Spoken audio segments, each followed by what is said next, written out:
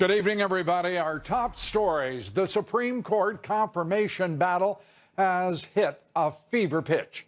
The findings of the FBI investigation of Judge Kavanaugh could come at any moment, as Senate Majority Leader Mitch McConnell has declared there will be a vote by the end of this week.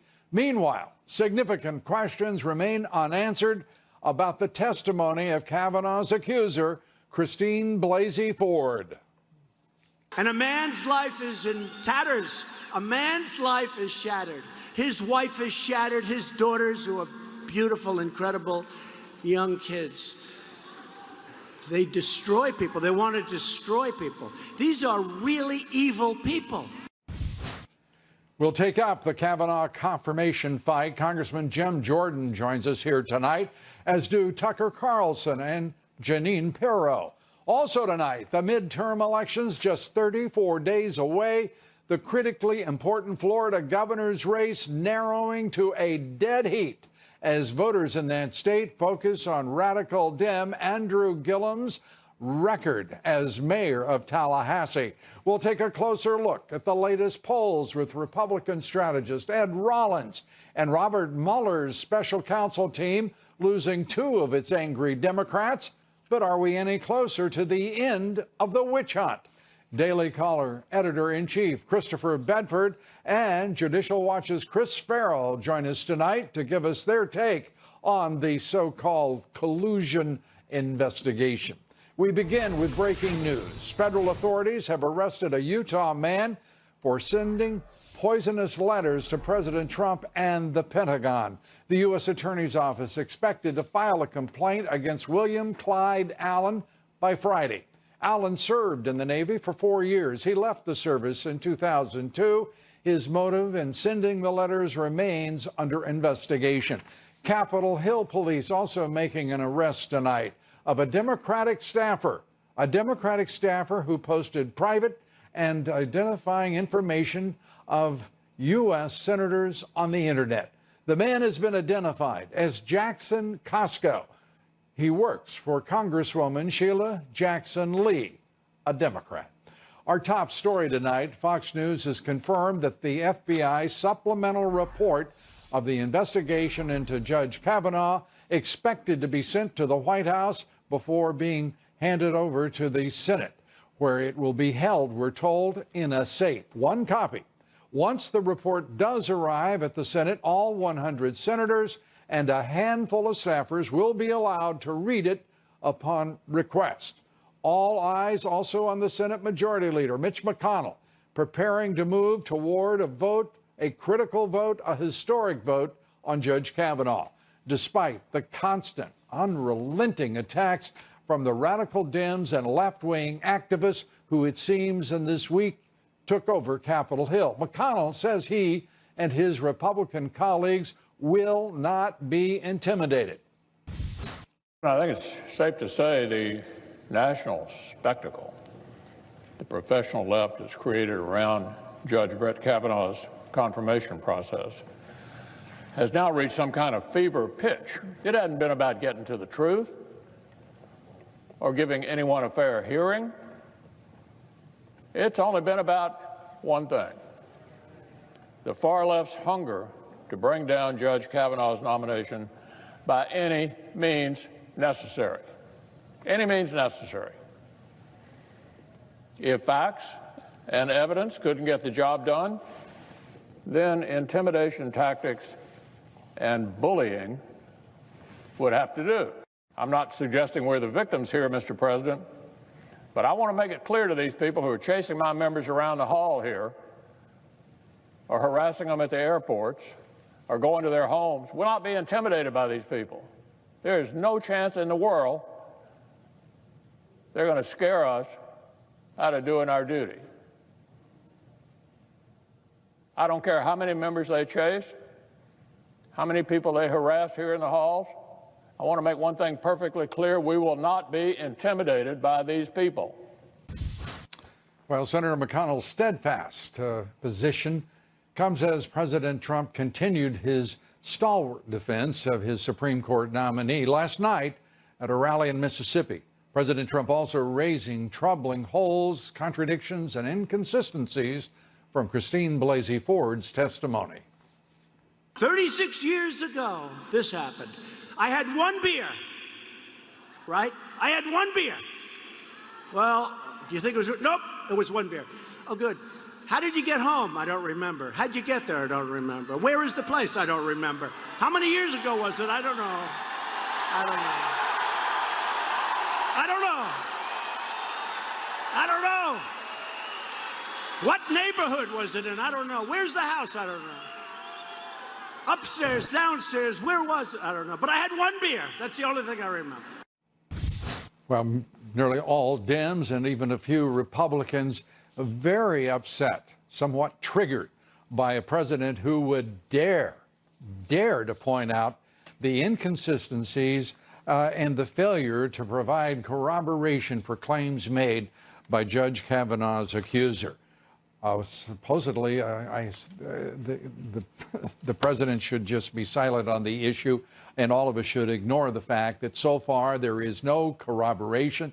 In fact, there is refutation by at least one of the witnesses provided and named by so-called witnesses, named by Dr. Hill. This is an extraordinary time in our history, and it is clear with every new passing day, the fact is there is no case against Judge Brett Kavanaugh unless the FBI, the supplemental FBI report we're all waiting on, would demonstrate otherwise.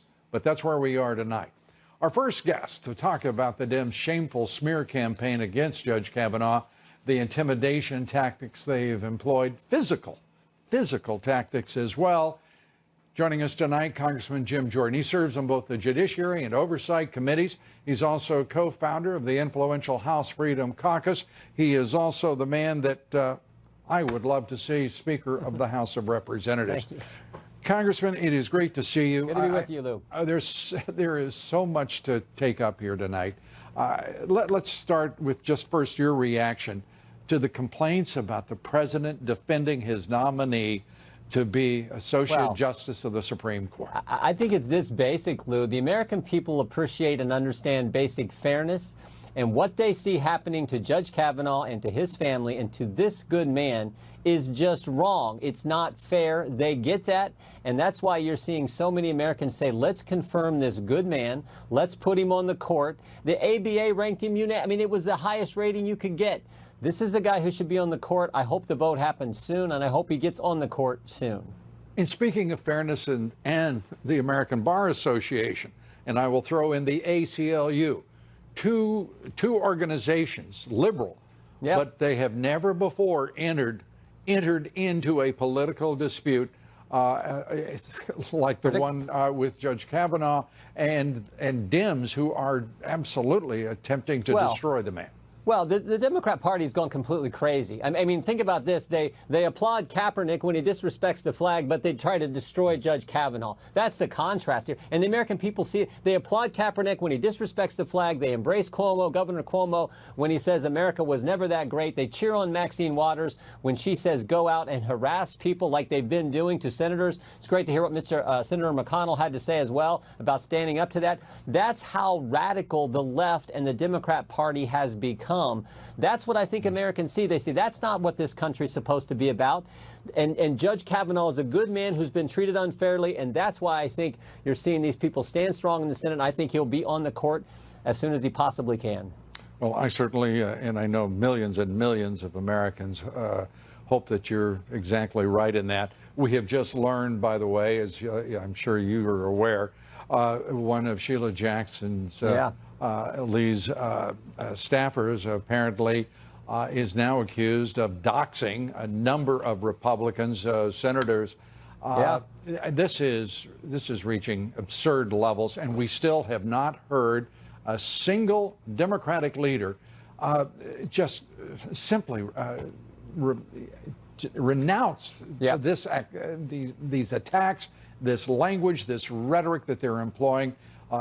Let alone the god-awful tactics they're employing against Kavanaugh and his family.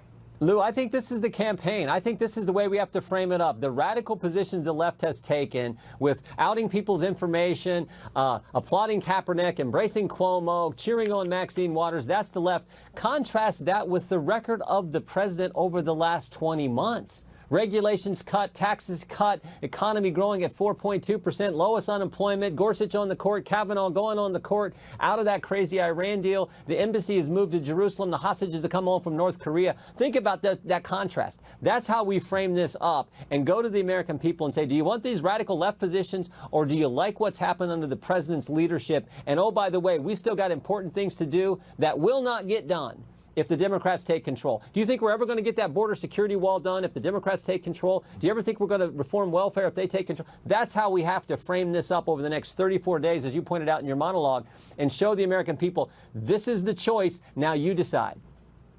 Well, it sounds to me like a winning strategy. I can't imagine what the answer is to the simplest of things, the simplest comparisons. Economy under this president, you know, a great question, it seems to me, for the Republicans would be, are you better off now than 2 years ago?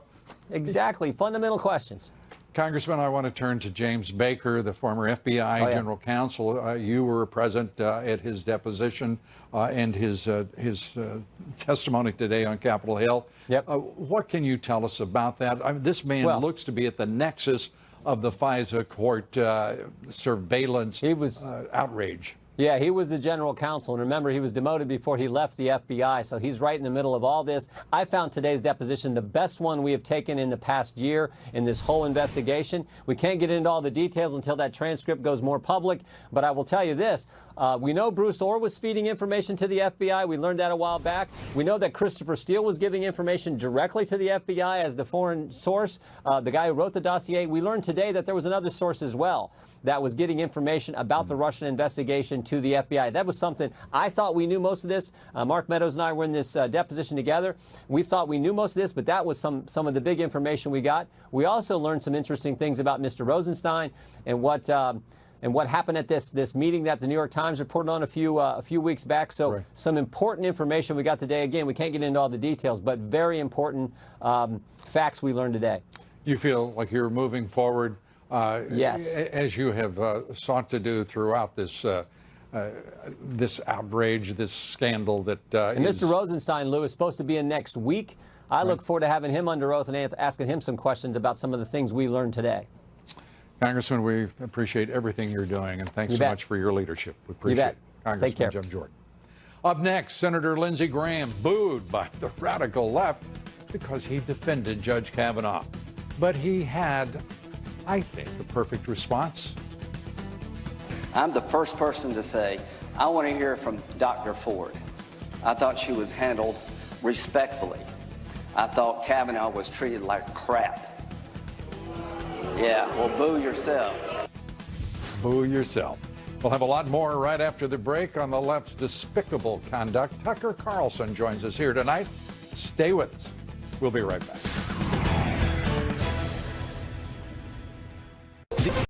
In a letter released last night, an ex-boyfriend of Christine Blasey Ford contradicted a number of things she testified to last week as being true. Among his claims are Ford helped a friend prepare for a polygraph exam, explaining in detail what to expect and how polygraphs work. He claimed Ford never indicated a fear of flying, that the two had traveled around Hawaii in a propeller plane. He also claimed that Ford never expressed a fear of closed quarters or tight spaces. Citing these claims, Senate Judiciary Committee Chair Chuck Grassley called on Ford's legal counsel to please, pretty please, turn over the evidence referenced in her testimony and that they have yet to provide to the Senate. Grassley wrote this in part, quote, "Your continued withholding of material evidence despite multiple requests is unacceptable as the Senate exercises its constitutional responsibility of advice and consent for a judicial nomination.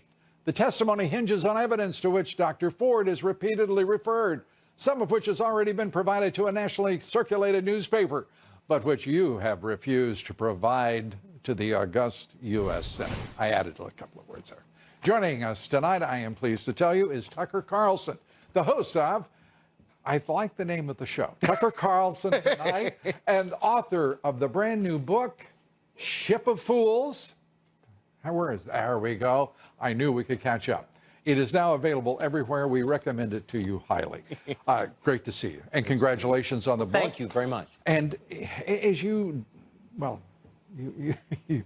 examine with a razor sharp knife the corpus of the body politic. The elites don't come out too well in either party. No. And I'm kind of stunned to think that you were not just a blind partisan pursuing the partisan. the I've been in Republic- D.C. for 35 years. I have plenty of contempt to go around. But what shocks me, look, Trump gets elected. He gets elected despite everyone's predictions. He gets elected because the country is mad about major decisions Washington has made. This happens. I get it. Amazing. Most amazing to me is that nobody in Washington pauses and says, wait a second. Did I do something wrong that the country's mad at me? Can I learn from this? Can I improve my behavior going forward? No, it's Russia. Trump's a racist. Okay, fine. But were you part of this? Like the decisions you made about the economy, the culture, foreign policy. People hated those decisions, and you've never owned up to that. The damn fools of the Dems Yes. actually don't understand that Trump is neither right nor left. This is a man who came from the center. Exactly. He thinks pragmatically. He acts pragmatically. He is pursuing the national interest. He is first and foremost an American. Yes. And he is governing, whether anyone on the left wants to admit this because it's inconvenient to their own interest. He is governing from the center of this country. Exactly. With great traditional values in his sights. It is just it's not and one of the complicated. things I'm kidding about your show, you as well as your show, which I love, because you put on the line every night a contest of wits, yours and the, well, half-wits of the left who have the courage or the foolishness to show up to engage. I want to debate. Look, I believe I am liberal in the truest sense. I think we should talk about things. That's what's amazing about Trump. He comes out, he's like, people kind of want us to defend our own borders. Okay. Nobody wants to have that debate. Shut up, racist. That's when you know they're lying, when they call you names. And the most recent, by the way, I love part of the debate because there's so little of the debate from the left that is honest. Yes. And now we find out, we've been talking about 11 million illegal immigrants in this country about 20 years. MIT, Harvard, and the folks, they did a study and figured out it could be 30 million. Yeah. Novel idea. At least 22, they say. There's an impact. It's unbelievable. It's just, let's take a look at one of my favorite moments because Tucker and I worked together for 100 years. Well, at least a few decades. And at another network. And I just want to, I'd like you to see a conversation between Brian Stelter and I mean, I just can't imagine this. Ted Koppel over there. But there it is. They had a talk. CNN didn't like the way it came out. No. If ratings are up, that means what? The ratings are up. It means you can't do without Donald Trump. You would be lost without Donald Trump. Well, that is what he says. Ted, you know that's not true. CNN's ratings would be in the toilet without Donald Trump. Well, they're in the toilet with him too, but they would be deeper in the toilet. in the toilet. And why not just admit it? I mean, that kid is supposed to be the media critic. He's supposed to be, in effect, the on-air ethicist at the channel. And he's telling a lie so stupid that the audience laughs at him for telling it. Look, their ratings are up because of Trump. I'm not sure there's anything shameful about that. I was on I worked at CNN when impeachment happened. The ratings are up for impeachment. Yeah. I don't think that's a bad thing. The fact that he lies about it, and virtually everything, by the way, and expects us to believe it, tells you everything about the dumbness of the ruling class, I think. And by the way, I don't know if you happen to see it, a terrific piece, Ted Koppel and our old boss and friend, Ted Turner. Yes. It was a moving, sad talk. As Ted Koppel said, two old geezers sitting out in Montana looking into the sun and the sunset, it seems. It was a touching moment and nice to see. Whatever you think of Ted Turner's politics, he was a smart guy, a visionary guy, and I don't think he would have put up with this crap. He would have said to that kid, who are you exactly? Why are you lying so obviously? Leave. Yeah, Ted wouldn't have put up with that. No. too long. But although I have to say he put up with a lot. That He did. I saw it firsthand. Anyway, Tucker, we are delighted to have you with us on the show. Thanks a million. Does Kavanaugh get confirmed in your view? I think he has to. I think Republicans understand their voters like Kavanaugh much more than they like them. You better get this guy confirmed. Perfectly said, as you would expect of Tucker Carlson. A reminder that you can buy his book, Ship of Fools, online, in stores. You can also see more of Tucker Carlson on his show, Tucker Carlson Tonight, where I'll be joining him just about 8:15, I'm told, tonight, reliably. Tucker, great to have you with us. Thank you. Good to see you. Good to see you.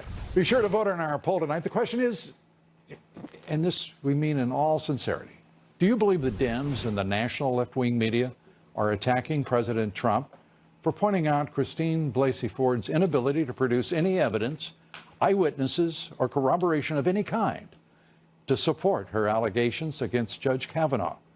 That seems to be where we are, as they say, net.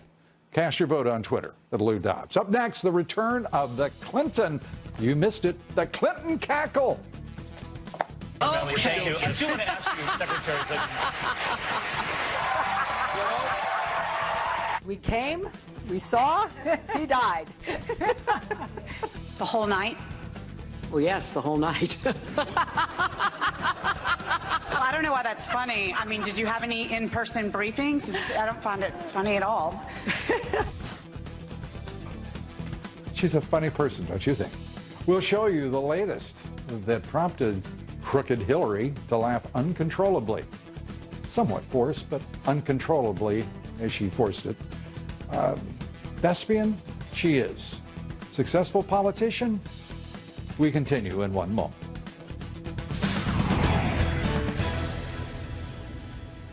Tonight, where the radical Dems socialist gubernatorial candidate is slipping in the polls, a survey by Mason-Dixon Polling has Andrew Gillum leading Republican Ron DeSantis by just 1 point, well within the margin of error, a vast difference from the 10 previous public polls showing Gillum with sizable leads, a shift in Florida. And Hillary Clinton with no words for Judge Brett Kavanaugh's assertion that allegations made against him are part of the radical left's plan to seek revenge on behalf of the Clintons. All crooked Hillary could do was, well, emit shrill, somewhat wicked, perhaps phony laughter.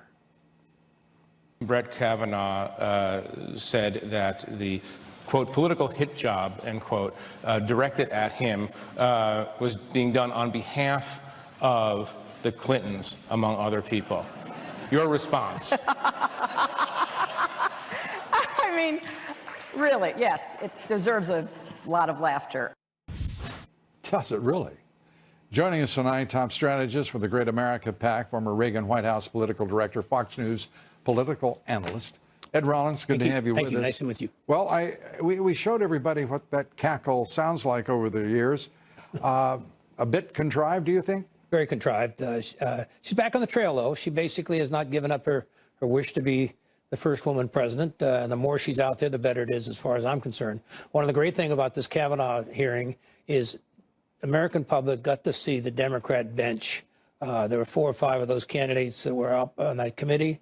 They're all terrible candidates, and she leads the pack. And if that's what they're going to offer, then basically we're going to do very well.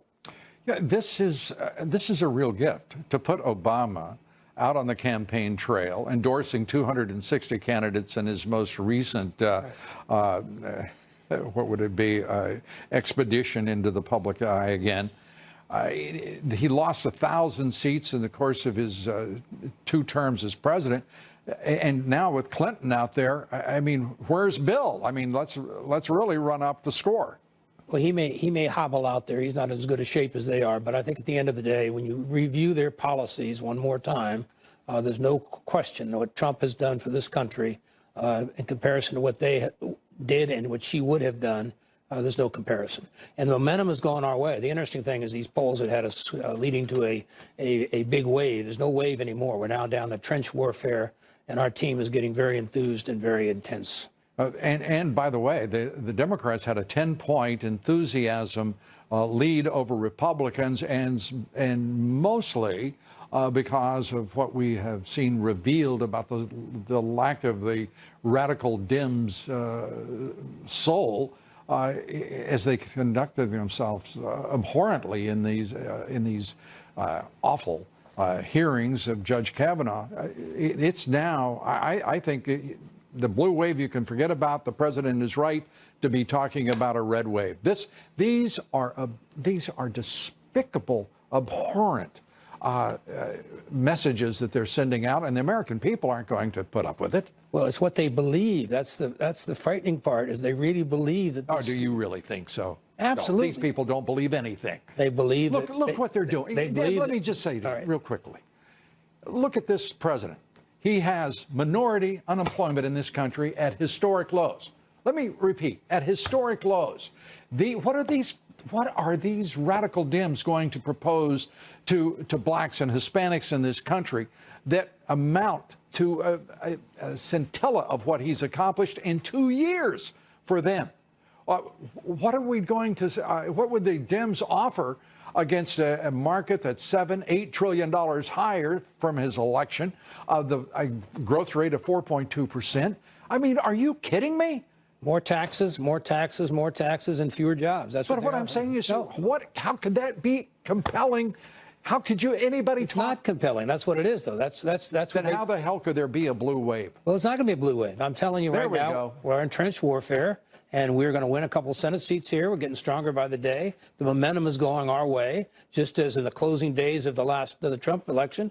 No one believed it. We predicted it here in this show, but we saw the momentum. The momentum is coming our way. We predicted. He means he predicted. We predicted, and it's about momentum, and the momentum is going our way. Very quickly, your counsel for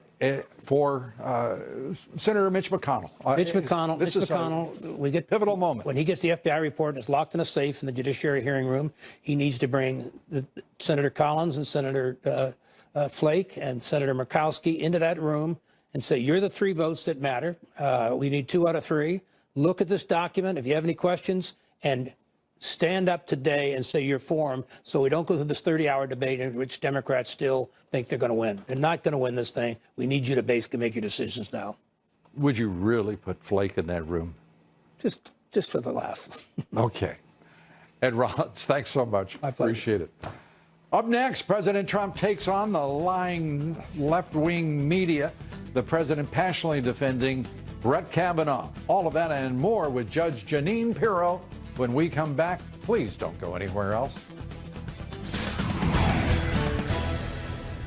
Joining us now, Judge Jeanine Pirro, the host of Justice with Judge Jeanine, and author of the New York Times bestseller, Liars, Leakers, and Liberals, the Case Against the Anti-Trump Conspiracy. Did I mention it's a bestseller? And a great, great book it is. Buy it right away if you haven't already. Thank you. Great to see you. Great to be seen. I am so... Well, like that one. I have nothing to say. Okay. The fact of the matter is, this is the damnedest time in my lifetime where we are sitting here looking at a president who's done everything he can for this country. Mm-hmm. And who is in unprecedented terms successful for the country, for all Americans, minorities, you name it. The military is being rebuilt. Everything is going as good as anyone could possibly have hoped or prayed.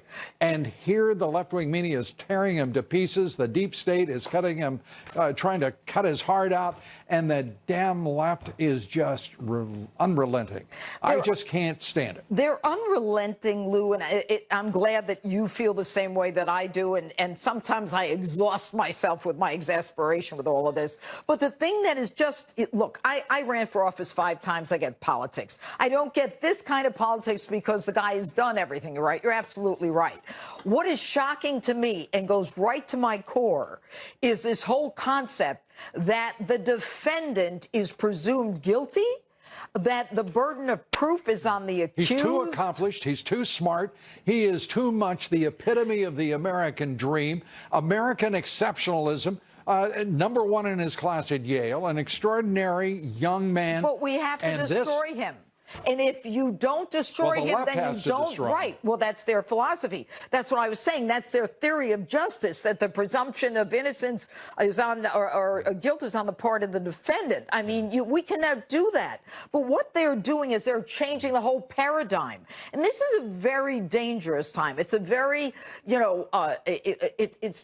confounding. You can't figure out where these people are coming from. But this is from the rules of our radicals. This is about creating havoc. This is about turning the Constitution upside down. And every woman, for them to say, if you don't believe this, Catherine Ford or whatever her name is, Blasey, then you probably hate women. This is backwards. It is backwards, but the entire left-wing ideology is perverse, and it is a sham. They are trying to create a socialist state that, I mean, if you really like socialism, check out Europe, check out Venezuela, as the president has pointed out. There is no contest here intellectually. And the only reason that the Democrats have any base whatsoever is a constituency of grievance, of group and identity politics that frankly does not add up to an idea, to a philosophy, and to an ideology in this country. We are Americans. We are a melting pot.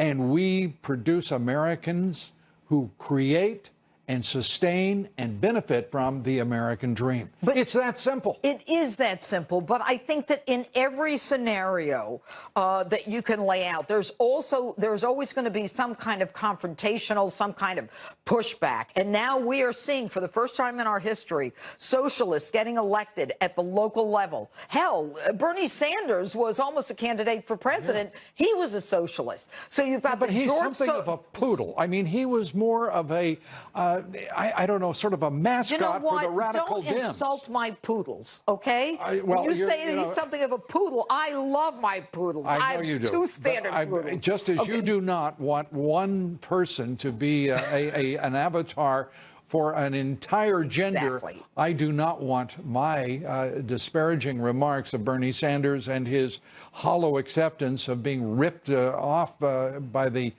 Clintons in the Democratic nomination to be in any way considered an offense against your poodles or anyone else. Well, thank you very much. In the end, my concern is for our system of justice, the Constitution, our system of justice. My concern is for the soul of this country. My concern is that we have a media that accepts this kind of nonsense. They know everything there is a lie. Who are they, Lou? You tell me. You're smart. Who are they? Why do they buy it? Why do they tell us it's a lie? Who are these people? The national left-wing media? Yeah, who are they? Well, first of all, no one talks about their corporate masters. They don't talk about AT&T when they talk about fake news. They don't talk about Comcast when they talk about you can't. NBC News, MSNBC. They don't talk about CBS. They don't talk about the Redstone family and the owners at National Entertainment. This is corporatism gone mad. They are unleashing the hounds of hell in the form of so-called former journalists who are now running nothing but propaganda operations, and in this case, against this president, the Republican Party, conservatives, traditional Americans. They're trying to destroy our middle class, working men and women, minorities who are benefiting from the Trump economy. It doesn't stop with the fools who run those enterprises that we call media companies. It doesn't stop there. It goes to the CEOs and the boards of those companies that own them. Well, I think that also what you have here are people, minorities, who absolutely believe in Donald Trump. But they're selling a tale that they can't. Here's my concern. We better get people registered to vote, new voters, because this is where they're going to do it. If the Republicans don't have the sense to have a ground operation, to have a digital operation that pushes this president, pushes the Republican Party and American ideals now, with this outrage that is the Kavanaugh confirmation that is being attacked by the radical left, then they don't deserve power. Great to see you as always. Oh, great to see you. Can't wait. Very exercised. Nothing like a calm conversation between the judge and old Lou, right? Yeah, good to see you, Lou. Great to see you, Janine. Thanks. Be sure to watch Justice with Judge Janine, Saturdays 9 p.m. on the Fox News Channel. Up next, Robert Mueller's dwindling cast of angry Democrats. They've still got enough. That's the problem. We'll take up the latest in the special counsel's witch hunt. Judicial Watch's Chris Farrell, the Daily Caller's Christopher Bedford. Join me here next. Stay with us. We'll be right back.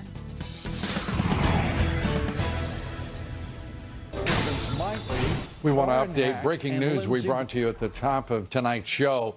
The man arrested for releasing the private information of U.S. senators online, doxing those senators, as it is referred to, has been fired by the office of Congresswoman Sheila Jackson Lee. Jackson Costco is his name. He was on her staff as an unpaid intern, we're told. He had previously worked for Senator Maggie Hassan and former Senator Barbara Boxer. An illustrious resume. The senators that were doxxed by Costco include Republicans Mike Lee, Orrin Hatch, and Lindsey Graham. We are told now that 2 other senators may also have been doxxed as well. Well, 2 more prosecutors have left Robert Mueller's special counsel office, leaving the special counsel with just 13 angry Democratic lawyers at his disposal. Lawyers Brandon Van Grack and Kyle Freeney will return to their previous jobs at the corrupt Department of Justice. There will be no surprise that both of them are registered Democrats. In fact, at least 9 of the remaining 17 Democrats are donors and registered Democrats. As far as we know, there is only one person on the staff who would pretend to be a Republican, and that is Robert Mueller himself. I do want to point out, as we went through the records here, of the independent counsel, Kenneth Starr, his proceedings against President Bill Clinton, the majority of the independent counsel staff at that time seeking to investigate a Democratic president, they were Republicans. Joining me now, they were Democrats. Joining me now, Chris Farrell, Director of Investigations for Judicial Watch, Daily Caller News Foundation, Editor-in-Chief, Christopher Bedford. Thank you both for being here. Let me start, first of all, if I may. Christopher, the Daily Caller has been doing some just outstanding work, and I just want to compliment you on that. Thank you. The stories that you're breaking, the way in which you're following all of this left-wing atrocity that they're trying to commit against Judge Kavanaugh and his family it's just remarkable. What is your sense of where we are with both the delivery of the FBI supplemental investigation and the vote going forward in the Senate? You know, thanks for the kind words, Lou. It's actually not too difficult to find all kinds of information out there on this and interesting things about the Democrats or about the FBI, because a lot of other people in the media simply aren't looking at it. They're not ever going to question it. One of the things that came out today that the media hasn't brought up at all, it hasn't been on CNN anywhere, is that a longtime boyfriend of Dr. Ford said that he had seen her speaking with an old high school classmate who joined the FBI about trying to juke polygraphs, or at least to get around that. Now, that hasn't been corroborated yet, but we found out at the Daily Caller News Foundation that they did live together in the same address, and they dated for at least 6 years, and this is the same person. He's not a wacko. He's a high-powered real estate attorney. So that's there, but either way, Republicans like Senator Jeff Flake have really put this nomination in a really bad position, and I'm not giving it a 50% chance even that Judge Kavanaugh joins the Supreme Court. Really? Really? How about you, Chris?